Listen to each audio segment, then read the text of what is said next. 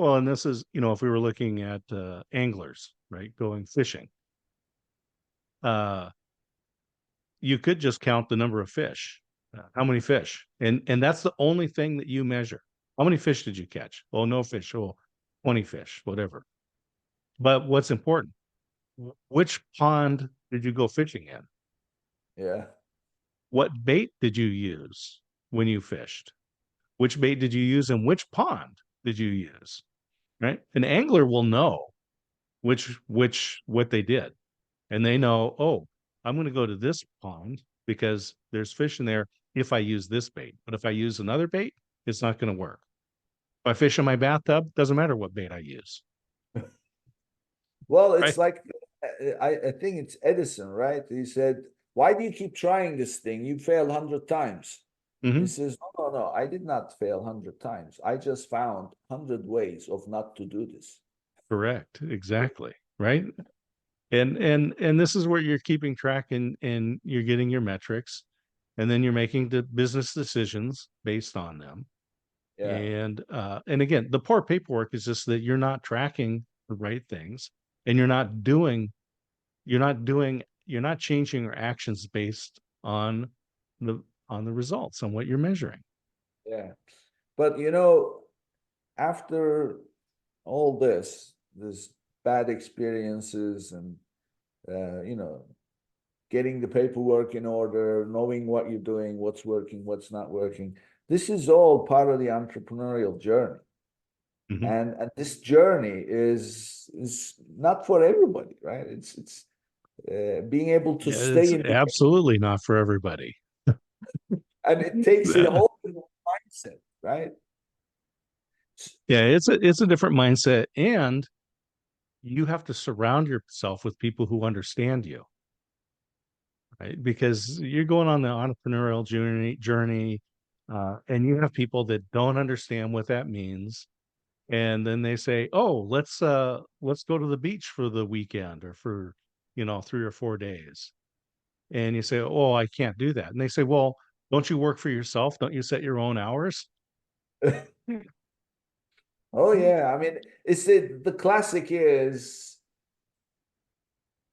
oh, he became an overnight success after 10 years of hard work.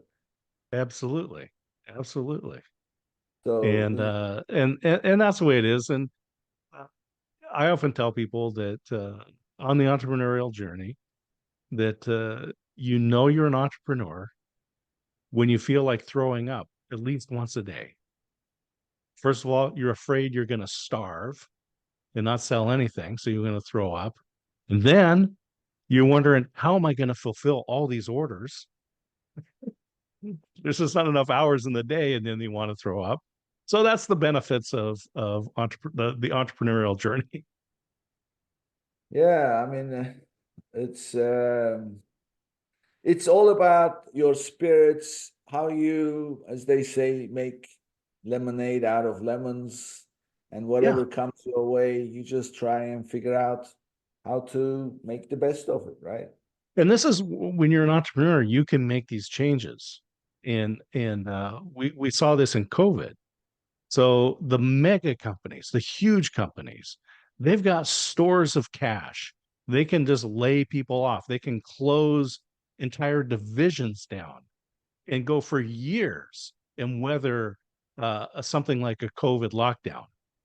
Uh, the medium-sized businesses, the smaller businesses, they don't have that big store of cash. They don't have the ability to just cut costs. They also don't have the ability to make changes quickly.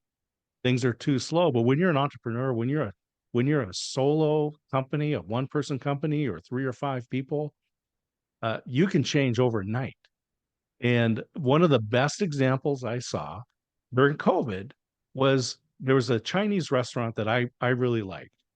And restaurants, they had a lot of trouble. A lot of them went out of business. Yeah. And so this particular Chinese restaurant, you couldn't go into the restaurant. We were banned from going inside and all that stuff.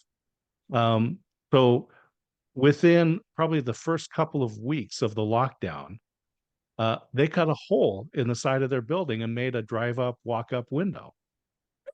and they put the phone number really big because the whole mask in this thing like this and glass or whatever. So they would stand there on this side of the glass with their phone, and you would call them, and this is what I want. And they'd take all your payment information, and you'd watch them right on the other side of the window. And then they put the stuff there and open it up and then Yeah, back away. walk Yeah. away, and you'd take it. And but they said, they just go like, well, we can't do this, but what can we do?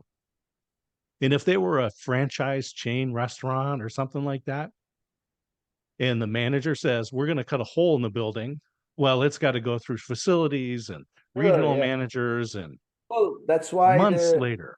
small businesses are always